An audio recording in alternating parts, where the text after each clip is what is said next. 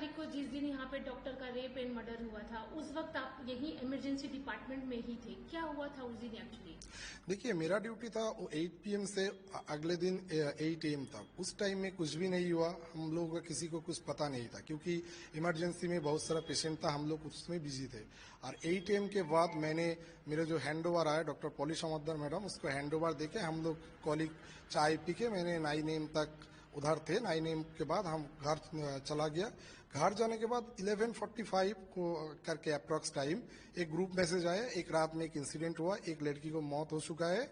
तो तब भी मैंने मैडम को कॉल किया और इधर उधर कॉल घुमाया। तो मेरे को जो पता चला, तो पता चलने के बाद मेरा पता चला जो वो चेस डिपार्टमेंट जो हुआ, एक लड़की को मौत हुआ और शायद मर्डर है और रेप भी हो सकते।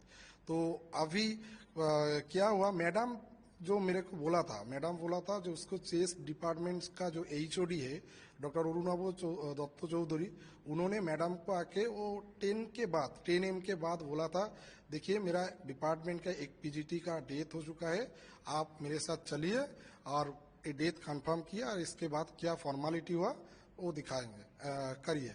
तो देखिए कोई भी पेशेंट एडमिट नहीं है, वो तो ऑन ड्यूटी पे थे, सो वो एडमिट नहीं थे। तो इसलिए उसका जो डेथ कंफर्म करने का जो आदेश है, जो स्टैंडर्ड ऑपरेटिंग प्रोसीडियर है, वो इमरजेंसी मेडिकल ऑफिसर के पास है।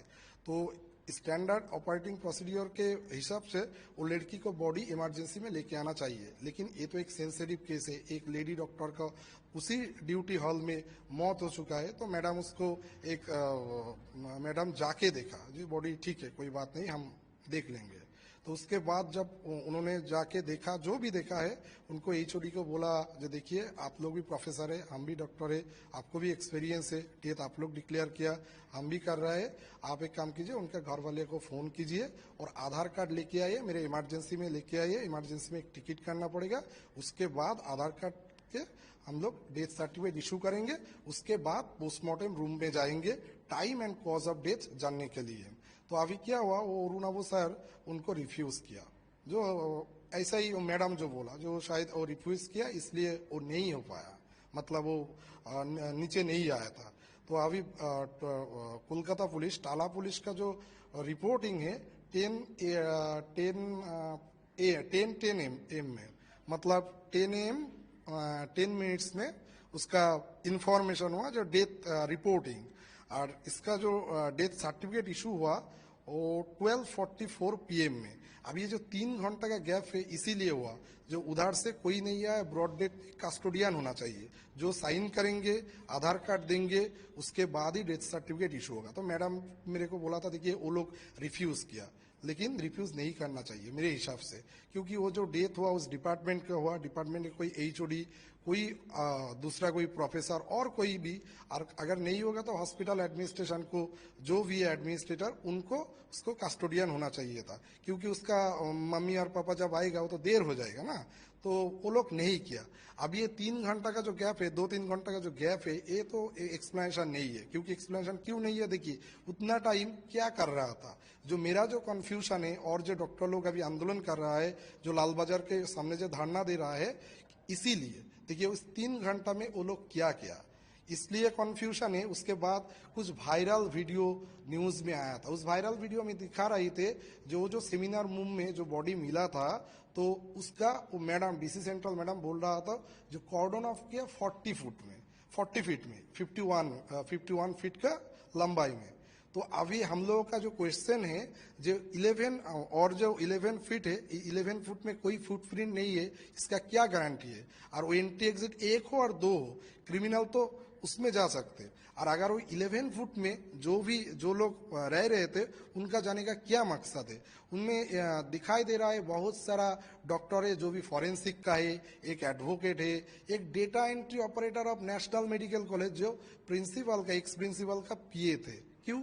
उसका क्या काम था? Data entry. वो नेशनल मेडिकल कॉलेज में पोस्टेड, इधर बोल रहा है वो एक प्रिंसिपल का PA, जो भी है PA है, तो क्राइम सीन में किया है। और उधर कोलकाता पुलिस खड़े थे, तो एक क्राइम सीन हुआ। जब क्राइम सीन कॉर्डन ऑफ कर दिए गए, वो तो कोलकाता पुलिस के अंडर है अभी। तो अभी उधर इस लोग कैसे जाएंगे? प्रिंसिपल का एक एडवोकेट है, उसका क्या काम है उधर? कोई काम नहीं है।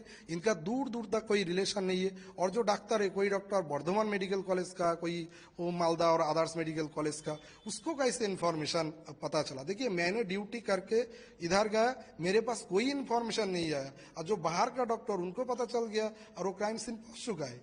ये जो चीज है ना, ये चीज थोड़ा कंट्रोवर्शियल नहीं, पूरा का झूठा लग रहा है। इसलिए लग रहा है जो एविडेंस भी टेम्पर हुआ।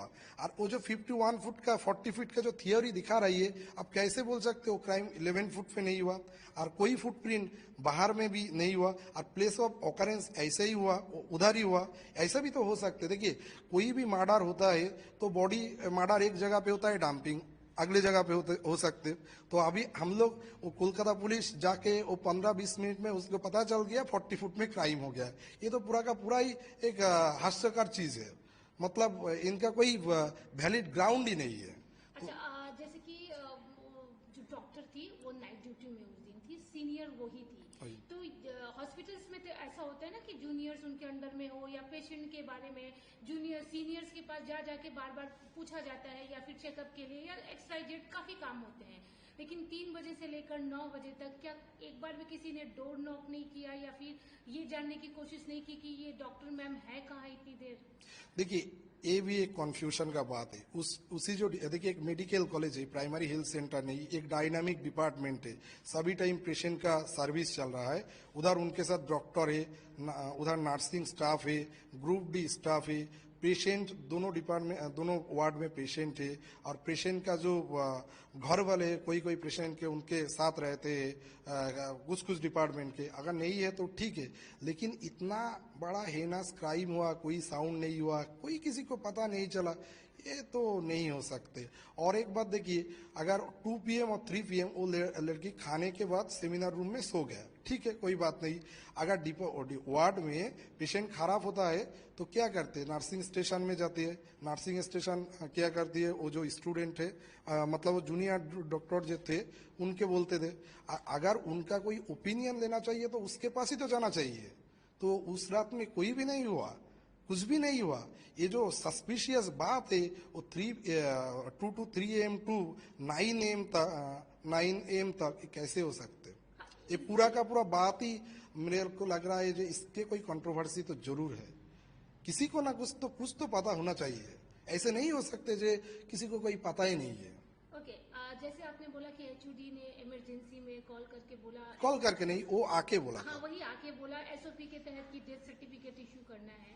तो बॉडी जिस तरह से देखा गया था, एज ए डॉक्टर क्या लगा था कि ये एक नॉर्मल डेथ है या रेप या गैंग रेप? देखिए, मैडम थे, तो मैडम जो मेरे को डिस्क्रिप्शन दिए थे, और वायरल तो सोशल मीडिया पे उसका पिक्चर भी वायरल हो गया था। ऑफिशियली हम तो नहीं बोल सकते, लेकिन सोशल मीडिया के बहुत सारे लोगों को पता चल गया, जो उनका बॉडी भी वायरल हो गया था। और मैडम के एक कॉलीग के सबका जो भी डिस्क्रिप्शन मैंने सुना है, वो तो सुइसाइड नहीं हो सकते, वो तो clear cut case of homicide case. क्योंकि देखिए कि कोई अंडर गारमेंट्स और लोअर वाली कोई उनके अंडरवेयर नहीं थे, वो ऐसे हालत में तो कोई सुइसाइड नहीं कर सकते। तो ये तो कोई रॉकेट साइंस, फॉरेंसिक साइंस भी जानना नहीं चाहिए। इसलिए तो ये बोल ही सकते होमिसाइड है, क्योंकि किसी के ऊपर कोई सुइसाइड के बाद वो मतलब ड्रेस छोड़ के, ड्रेस खोल के कोई भी सुइसाइड नहीं कर सकते। ये तो नहीं हो सकता। अभी देखा जा रहा है कि ये जो मर्डर की मिस्ट्री है ये दिन पर दिन और गहरी होती जा रही है। क्या उनके जो डॉक्टर विक्टिम थी, उनका कोई भी यहाँ पे कलीग या उनका फ्रेंड कोई ऐसा है जो कि उस दिन के बारे में बता रहा हो, या फिर उसे कुछ पता हो? देखिए, कोई भी कहीं पे भी कोई घटना हुआ ना, उसका घटना का उनका आसपास लोगों का कुछ पता चलता। लेकिन इधर क्या हुआ, इस क्राइम के बाद 1 महीना ऑलमोस्ट हो गया, 1 महीने नहीं, 1 महीने से थोड़ा सा कम है। आज तक मैंने सुना नहीं जो किसी से कोई पॉजिटिव रिस्पॉन्स इधर उधर सुना नहीं। अभी ये लोग जा रहा है, जो भी विटनेस है और जो भी स्टेक होल्डर है, वो CBI ऑफिस में जा रहा था, कोलकाता पुलिस में जा रहा था। वो लोग क्या बोल रहा है हम तो नहीं बोल सकते, लेकिन हम लोग किसी के पास कुछ भी सुना नहीं। जो वो एक ही बात शायद वो बोल रहा है जो कुछ देखा नहीं। यही कंट्रोवर्शियल है, कैसे हो सकते हैं? आपका नाम और डेजिग्नेशन? हम डॉक्टर तापस प्रामाणिक, अभी medical officer critical care medicine, और उस दिन एडिशनल चार्ज में थे, इमरजेंसी मेडिकल ऑफिसर।